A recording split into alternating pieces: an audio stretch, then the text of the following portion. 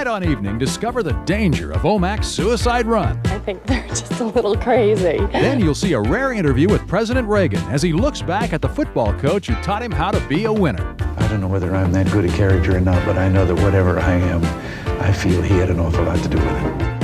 And if these two freckle-faced girls can sit still long enough, you'll see the country's top twin models at work tonight on the premiere of Evening.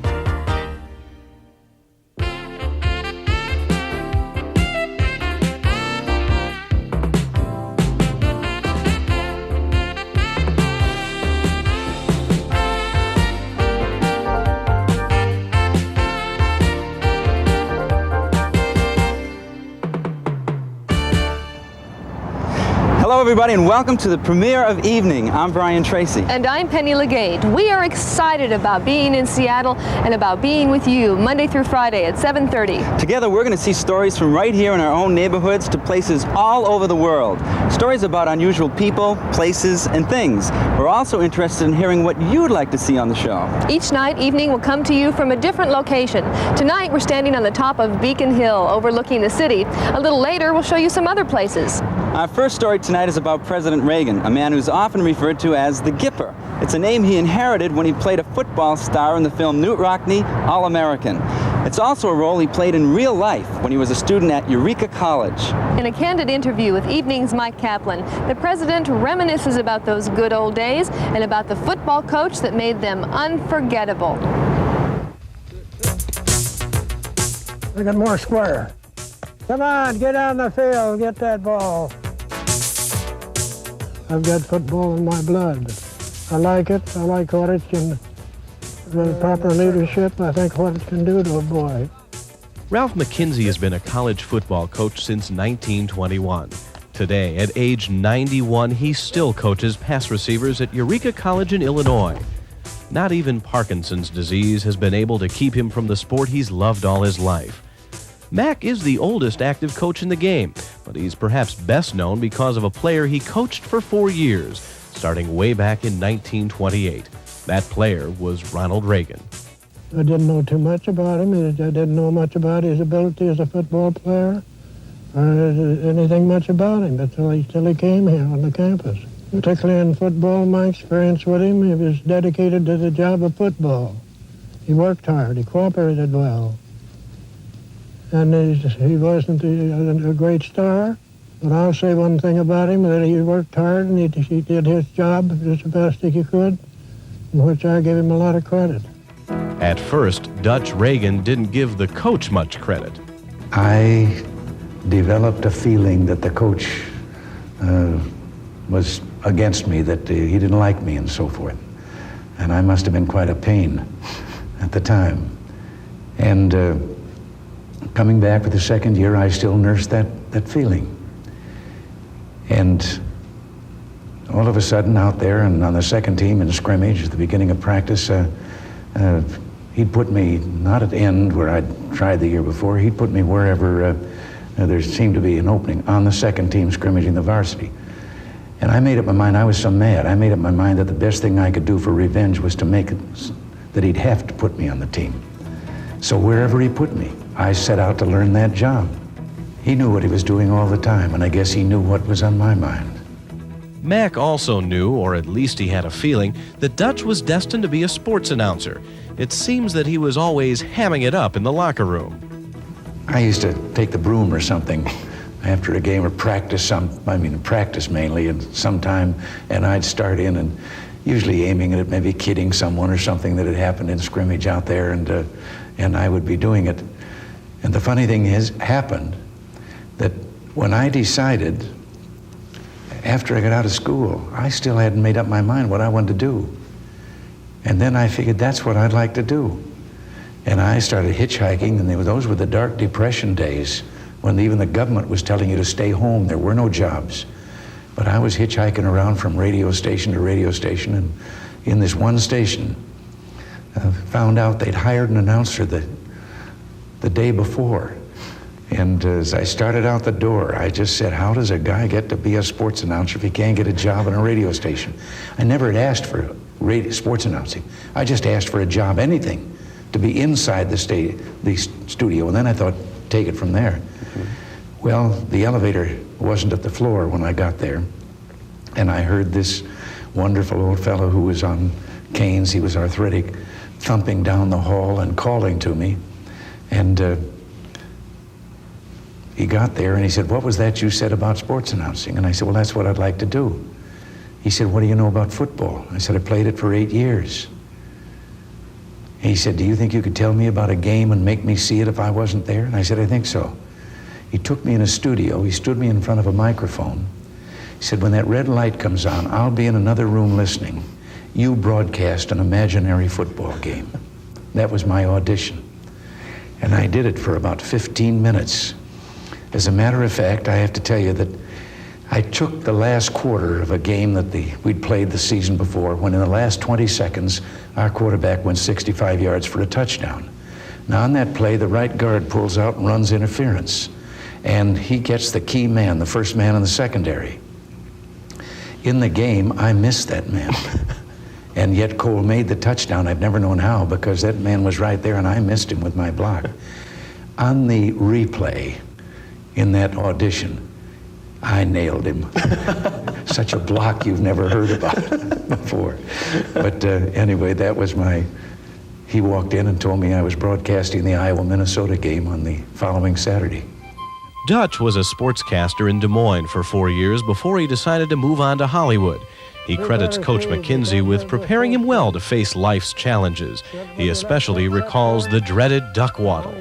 Well, it's one of the hardest things in the world when you crouch into this waddle, and it's a great conditioner.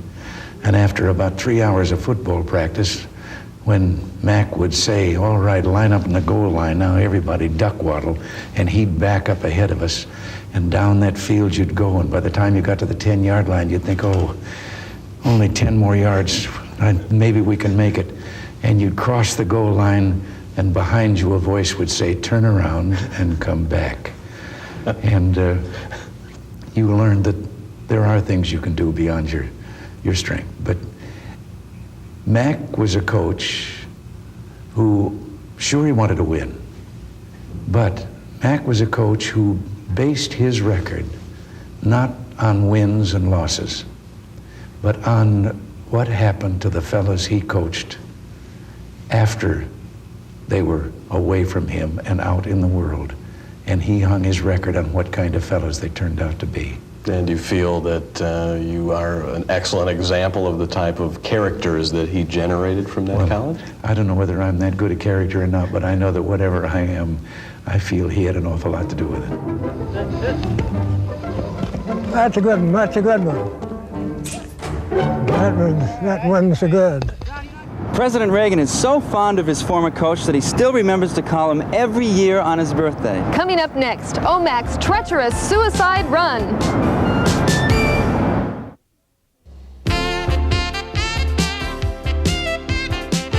Welcome back to Evening from the Seattle Center. Now, over the Labor Day weekend, this place is going to be wall-to-wall people during the annual Bumbershoot Festival. Now, another event you may not be as familiar with is the suicide race in Omak. This is its 50th year, and Evening's Enrique Cernas shows us why the name fits.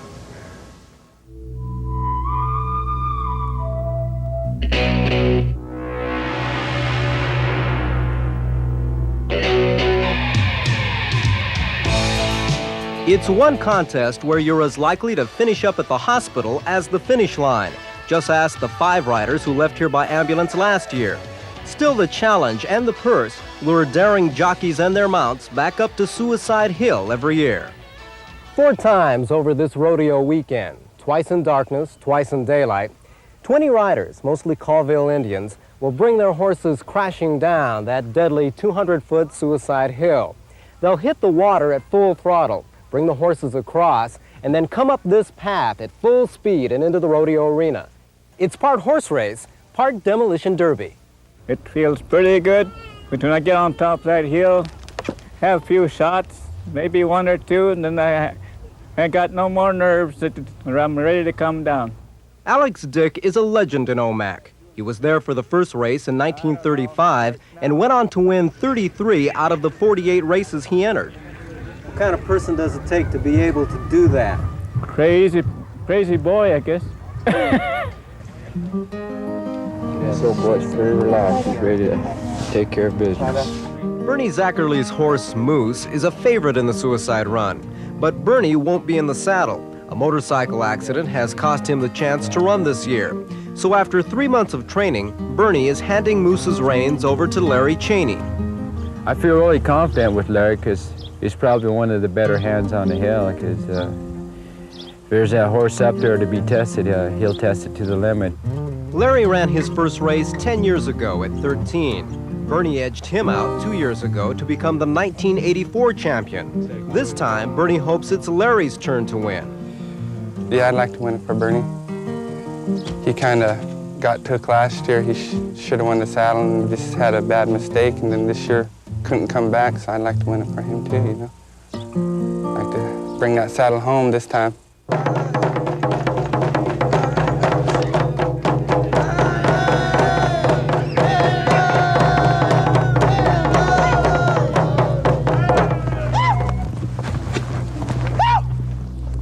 The heat and wind blister Suicide Hill as 20 suicide jockeys gather a half hour before start time. A few hundred yards away, Moose is given a final stretch. Larry Cheney is a strong favorite as he heads into the last race. Still, to become champion, he must win. Takes a lot of intestinal fortitude. They got some guts in them, that's for sure. I think they're just a little crazy. It's on the horse, it ain't on the rider. If you get a good start, you gotta be.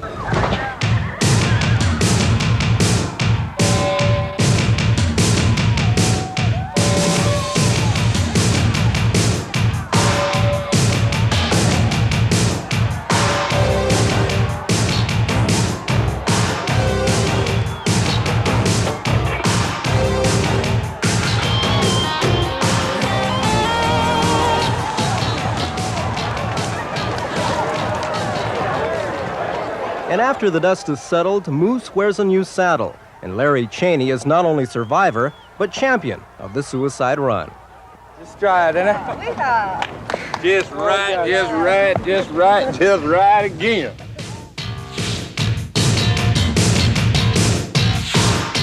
Larry and Bernie split the prize money of $2,400, which doesn't seem like an awful lot of money for the risks those guys have to take. You'd never catch me doing it. But we're happy to report that there were no injuries to either horses or riders in this year's race. Thanks, Penny. I was just talking to Mark back there at the popcorn stand about the Bumbershoot Festival coming up over the weekend, and there's going to be some incredible music, everything from Fats Domino to the Seattle Symphony. Coming up next, twin 6-year-olds at the top of the modeling world.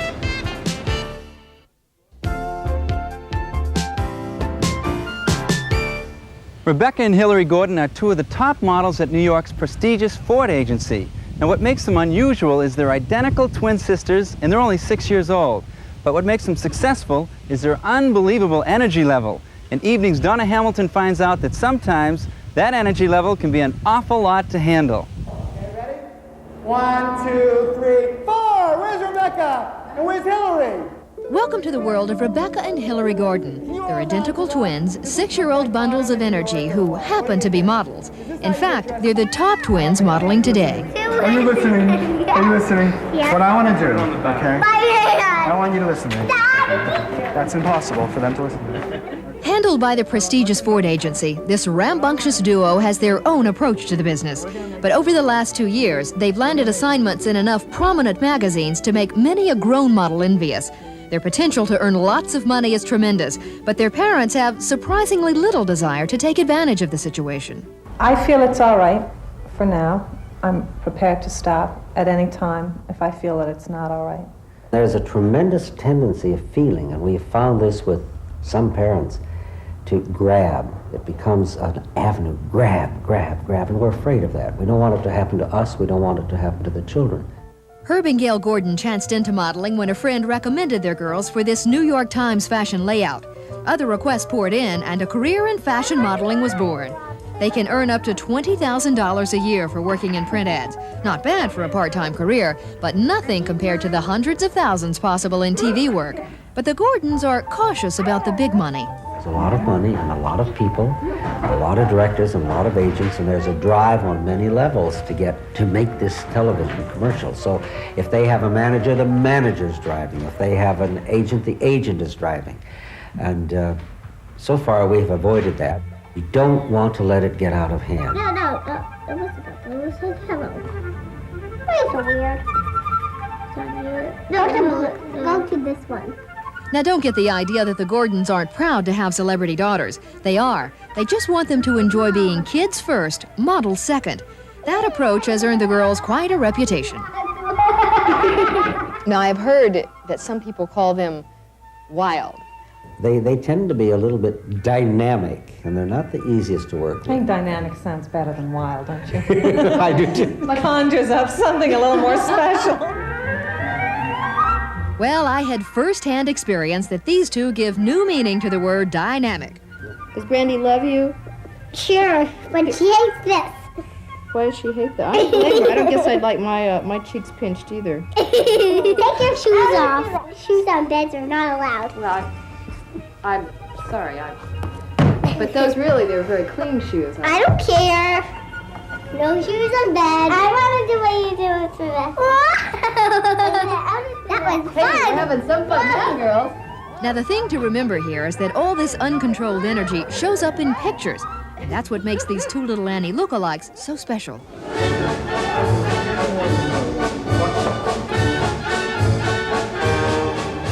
They are unusual kids. They have more energy than any 10 kids I've ever seen. And sometimes it works for you, and we get incredible pictures of them. You want to come out? Yeah. You want to come out? Lift you up like this? Well, I think what we'll do is we'll wait till we start in the picture, and then we'll put you in, okay? Let's see. Lift us up. Here are the Gordons at their best here. Doing what they do best, which is anything they want to do. Can you lift us up? The garbage cans instantly work. Is this how you get dressed up in the fall, girls? Bruce Plotkin specializes in photographing children for ads, and it's his job to turn this dress-up playtime into good photos. Not an easy task. Tough enough keeping track of who's who. Rebecca is the one in the black sweater. Or is it Hillary? Where's your hat, silly? Let's see, girls. Come on, let's see what you can do here. Hillary, Rebecca, can you stand up on the top of that trash can? Can you hold on to the umbrella? That's your job, okay? Hillary, you hold on to the umbrella. Everybody's got their own job. I think you should do what I tell you. Can you do that? Let's see. Let's see. You hold on to it. Let's see if you can hold on to it. Just like that. Feel the wind blowing. After 2 fun-filled hours, here's a look at the final shots. There's no doubt that 2 red-haired, freckle-faced twins will catch your eye, and that's just what advertising is all about. But what do the girls think of their work? I hated that one. But what? Tell me this. I hated that one. Okay, let me ask you a question. Here. What makes you like a picture or hate a picture? I mean, what makes you like one? What we like about it is how we did it. Oh, whether or not it was fun. Yeah. And if it wasn't fun, then you hate the picture, even if it's a good picture, right? Yeah. Okay, I think I've got it now. Getting the message here? I don't think Mom and Dad have to worry yet. These two have the whole business in the right perspective. That was fun. It was fun, but how do you feel when you see that picture? That was fun. Do you like it? That was fun. Brian, surely you can relate to that. You have an identical twin. Did you ever act that crazy? Well, let me give you an idea. When we were growing up, we were known as the Screaming Mimis. Mimis? Yeah, the Screaming Mimis. I know it doesn't mean anything to you, but it meant an awful lot to my mother. We'll be right back with more evenings. Stay with us.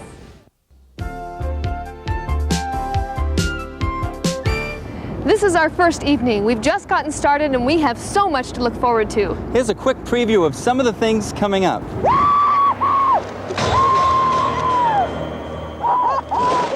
It's a suicide leap off the second tallest bridge in the world. It happens only once a year.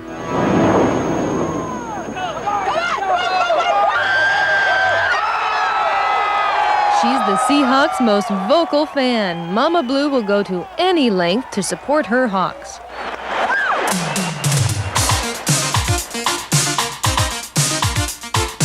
From Collins to Summers, they're all taking it off. Why do stars pose nude?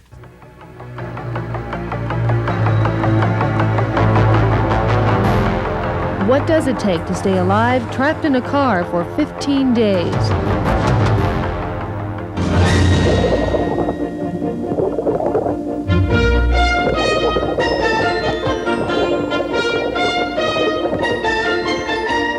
scuba dives, her motorcycle rides are a breeze, and her skiing is world class.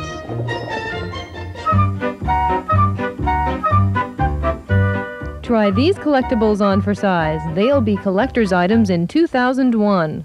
And then there's Birdman. Oh, well, everybody's heard about the bird. Bird, bird, bird.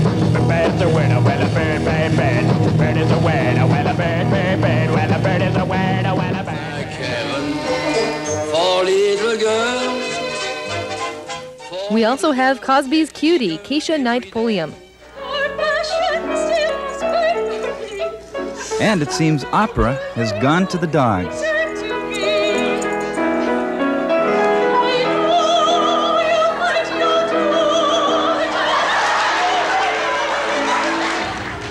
Thanks for joining us for our very first evening. We hope you've enjoyed it, and we'll see you all tomorrow night. Bye-bye.